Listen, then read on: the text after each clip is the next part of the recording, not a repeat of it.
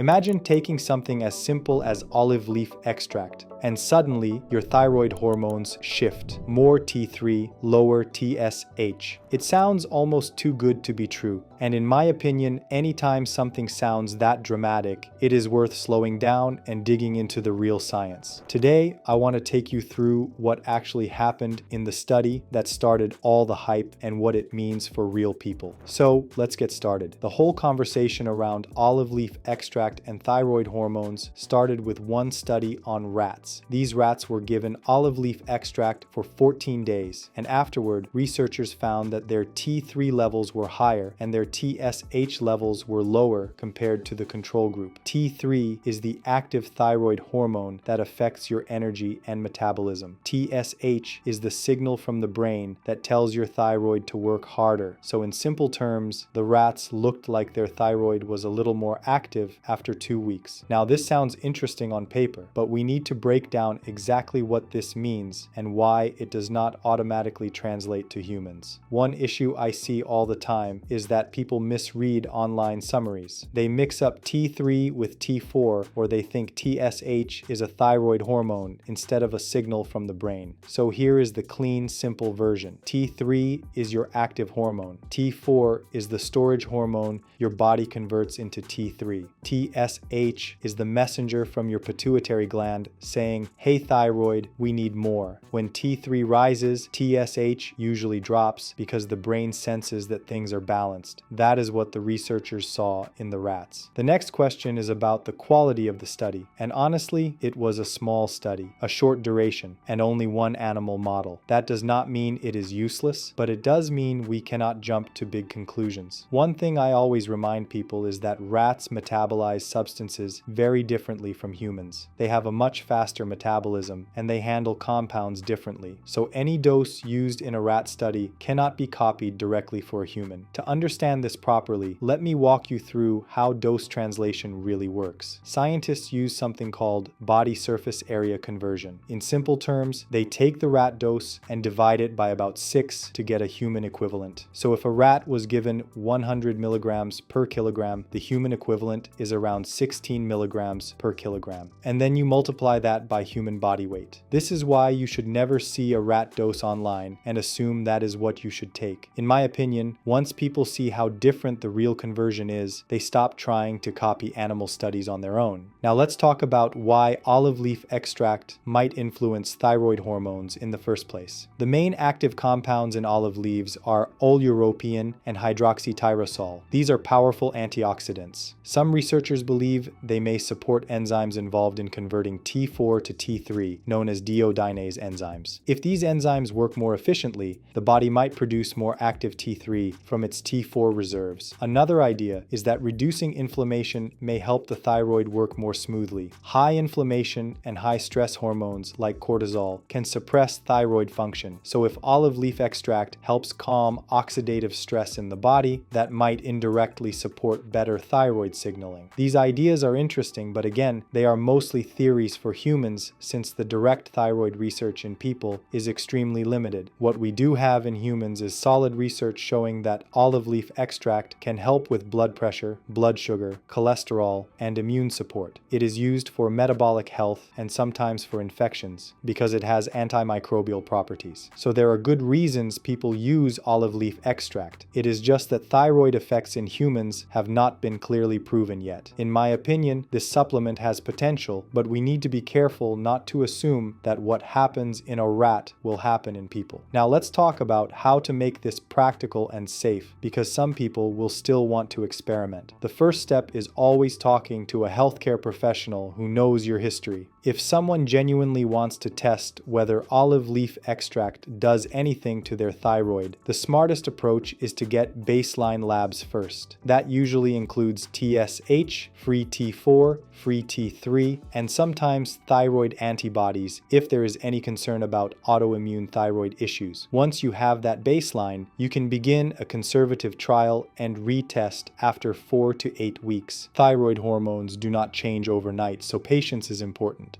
If you decide to use olive leaf extract, look for a product that is standardized. That means the label clearly tells you how much oleuropein is inside. Many good supplements range between 10 and 25% oleuropein. Third-party testing adds another layer of reliability. Most capsules on the market are between 250 and 500 milligrams per serving. That is the range supplement companies actually use. You can also find olive leaf teas, drops, or tinctures, but capsules give you the most consistent dosing. Timing-wise, most people can take olive leaf extract with or without food, but if you get any stomach discomfort, take it with a meal. Try not to combine it with iron, calcium, or a very high fiber meal because those can interfere with absorption of certain nutrients and herbs. And it is important to watch for signs that the supplement may not be right for you. Things like palpitations, new anxiety, unusual heat intolerance, tremors, or sudden weight loss. These are all symptoms that mean you should stop immediately and talk to your clinician. There are also specific groups of people who should avoid experimenting with olive leaf extract without medical supervision. That includes anyone who is pregnant or breastfeeding, anyone with known thyroid issues like hypothyroidism or hyperthyroidism, people who take thyroid medications or anti-thyroid drugs, people taking medications for blood pressure or diabetes because olive leaf extract can enhance those effects. And of course, anyone with allergies to olives, olive leaves, or pollen from related plants. Just for context, there are other botanical supplements people use for thyroid support.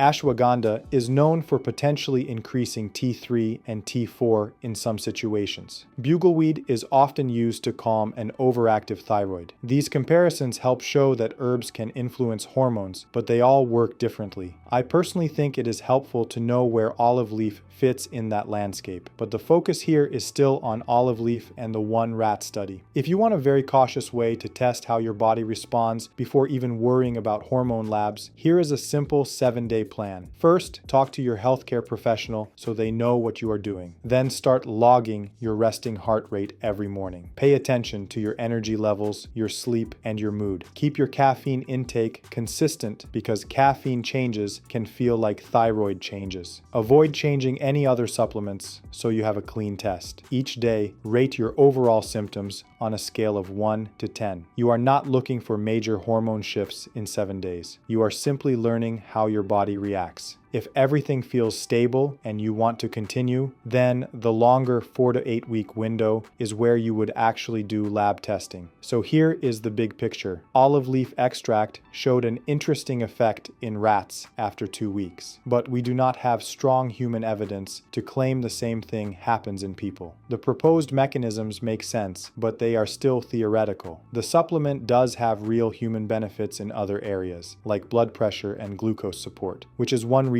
people like it. And if someone wants to test it, there is a safe and structured way to do it, as long as it is done with guidance and proper monitoring. And that's it. I have also made a detailed video on a simple remedy that can fix your cold and flu fast. Watch this next.